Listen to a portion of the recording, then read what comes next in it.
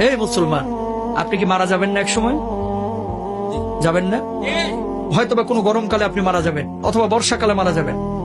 যেদিন আপনি মারা যাবেন, রূহটা যখন কবজ হবে, দেখবেন অনেক মানুষ ফেল ফেলায় তাকায় থাকে, কথা বলতে পারে না।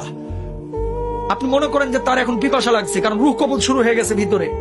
দুনিয়ার সবচেয়ে কঠিন সময় হচ্ছে এই সময়টা, যে সময়টা মানুষের রূহটা কবজ হবে। তখন আপনি যে এই যে মুখে পানিটা ঢেলে দেন, দেখবেন যে পানিটা গিলতে পর্যন্ত পারে না, ঠোঁটের দুই কিনারা দিয়ে ওই পানিটা বের হয়ে যায়। আল্লাহু আকবার। ঠিক ওই সময়টা আপনার স্ত্রী আপনার দিকে তাকিয়ে থাকে, আপনার ছেলে আপনার দিকে তাকিয়ে থাকে, আপনার মেয়ে আপনার দিকে তাকিয়ে থাকে, আপনিও কিন্তু তাদের দিকে তাকিয়ে থাকেন। অনেক কিছু বলতে চান কিন্তু বলতে পারেন না, কারণ আপনার ভিতরে যে জ্বালা তৈরি হয়েছে, এই জ্বালা আপনি ছাড়া আর কেউ বুঝতে পারে না, ঠিক কিনা? যখন মালাকুল মাউত রূহটা কবুল শুরু করে, মানুষজন যারা অপরাধী বারবার একটা কথা বলে, ও মালাকুল মাউত, এবারের মতো আমাকে ছেড়ে দাও, আমাকে নিও না, এবারের মতো তুমি আমাকে ছেড়ে দাও, আমাকে নিও না, আমাকে 10টা দিন সময় দাও, 2টা দিন সময় দাও, এই অবস্থায় আমি কবরে গেলে আমি জাহান্নামী হব, আমাকে মাফ করে দাও, আমার রূহটা এখন কবজ করো না। কিন্তু আমার আল্লাহ রাব্বুল আলামিন কি বলছেন? হাত্তা ইযা জাহাদাহুল মাউত ক্বালা রাব্বিরজিউন লাআল্লি আ'মালা সালিহান ফীমা তারাকতু কাল্লা। আমার আল্লাহ রাব্বুল আলামিন বলছেন, এই দুনিয়ার মানুষ, তোরকে আমি 60 বছরের জীবন দেই নাই, তোরকে আমি 40 বছরের জীবন দেই নাই, তুই কেন তখন বুঝলি না? কেন সৎ কাজ করলি না? কেন তওবা করলি না? ও মুসলমান, এই রূহ কবজের সময় কষ্ট যন্ত্রণা আপনার আমার হবে না, এই গ্যারান্টি আপনারা দিয়েছে কে? যন্ত্রণা। আল্লাহর নবীর যখন রূহটা কবজ করা হচ্ছে, নবীজির কপালটা বারবার ঘেমে যাচ্ছে।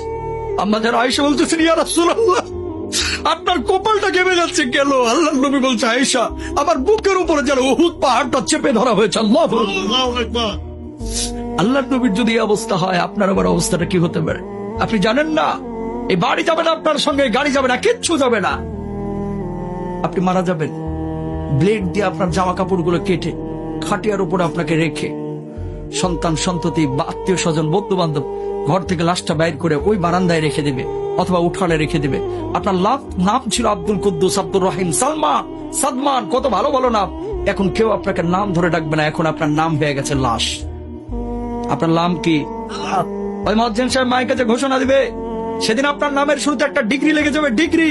সেদিন আপনাকে আর বলবেন আব্দুস সালাম সাহেব দুনিয়া থেকে বিদায় নিয়েছে, বরং বলবে মরহুম আব্দুস সামাদ আজকে দুনিয়া থেকে বিদায় নিয়েছে। ও মুসলমান, খাটিয়া যখন নিয়ে যাবে, সন্তানগুলোকে বলবে, ও সন্তান, তোর জন্য কি আমি বাড়ি করেছি না? তোর জন্য কি আমি 30 বছর 60 বছর কষ্ট করেছি না? ও প্রাণের সন্তান, খবরদার আমারে কবরে একা রাখিস না, একা রাখিস না, একা রাখিস না। ওই সন্তানগুলো কবরের মধ্যে নামবে, বাবাকে যখন শুইয়ে দিবে, সন্তানগুলো একচল করে যখন উঠে যাবে, বাবা বলবে, ও সন্তান, তোর জন্য আমার জীবনের 30টা বছর শেষ করে দিয়েছি, ও সন্তান প্লিজ আমার একা রেখে যাস না, আমি থাকতে পারবো না, আমি থাকতে পারবো না। একজন করে উঠে যাবে। বাঁশগুলো যখন কবরের উপরে দেওয়া হবে, আপনি আকাশের দিকে তাকিয়ে থাকবেন কিন্তু কথা বলতে পারবেন না। বুক ফাটা আর্তনাদ, কলিজা ফাটা কান্না। সেদিন আপনি কাঁদবেন কিন্তু কেউ শুনবে না। সন্তান একজন করে উঠে যাবে।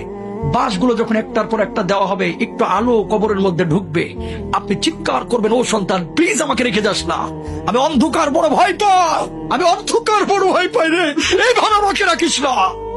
কিন্তু সন্তান শুনবে না, উঠে যাবে। এই যে বাঁশগুলো যখন পুরোটাই দিয়ে দিল, একটু আলো ঢুকতেছিল, এখন আলোটাও নাই। বাঁশের উপরে চাটাই দেওয়া হলো, এখন ঘুটঘুটে অন্ধকার। পাশ দিয়ে যদি একটা সাপও হেঁটে যায়, আপনি টের পাবেন না, এমন অন্ধকার। মানুষ যখন মাটিগুলো দেবে, ধিপধাপ আওয়াজ হবে, মাটি দেওয়া হয়ে যাবে, মানুষ চলে যাবে। যখন দেখবে যে সন্তান একা থুয়ে, আপনার ভাই একা থুয়ে, আপনার বাবা একা থুয়ে, আপনার অন্য আত্মীয়রা একা থুয়ে আপনাকে থুয়ে কবরে চলে যাচ্ছে, পায়ের আওয়াজ আপনি শুনতে পাবেন। সেই সময়ের বুক ফাটা আর্তনাদ, কলিজা ফাটা কান্না যদি দুনিয়ার কোনো মানুষ শুনতে পায়, তো সঙ্গে সঙ্গে দুনিয়া থেকে বিদায় নিত। আল্লাহু আকবার। মানুষ দুনিয়া ধরতো না, তাহলে পাগল হয়ে যেত। হাজার ওয়াজ দরকার নাই মুসলমান, এরকম দু একটা জিনিস একটু মেনে নেন, জীবন পরিবর্তন হয়ে যাবে, ঠিক কিনা? ওয়াজ তো জীবনে বহুত শুনেন, আমি অত ভালো বক্তা না, কিন্তু একটা উপদেশ দিলাম, খালি আখেরাতটাকে প্রাধান্য দেন, দুনিয়ার জন্য এত পাগল হয়েন না। মেনে নিলাম আপনি রাষ্ট্রপতি হয়েছেন, আপনি প্রেসিডেন্ট হয়েছেন, বাংলাদেশের জনক হয়েছেন, বাংলাদেশের মালিক আপনি হয়েছেন, আল্লাহরে আপনি পান নাই, কোনো লাভ আছে? কথা কয় না। আপনি বাংলাদেশের কিচ্ছু না, একজন রিক্সাওয়ালা, একজন ফকির, কবরে গেছেন, আল্লাহরে আপনি পায়ে গেছেন, আপনার চাইতে সফল মানুষ আর কেউ নাই। কথা বলেন। সুতরাং দুনিয়ার সব কিছু পাইলেন কিন্তু আল্লাহরে পাইলেন না, কিচ্ছু লাভ নাই। দুনিয়ার কিচ্ছু পাইলেন না কিন্তু আল্লাহরে পেয়ে গেছেন, আপনি দুনিয়ার বুকে সবচাইতে বড় সফল। ঠিক কিনা ভাইরা আমার?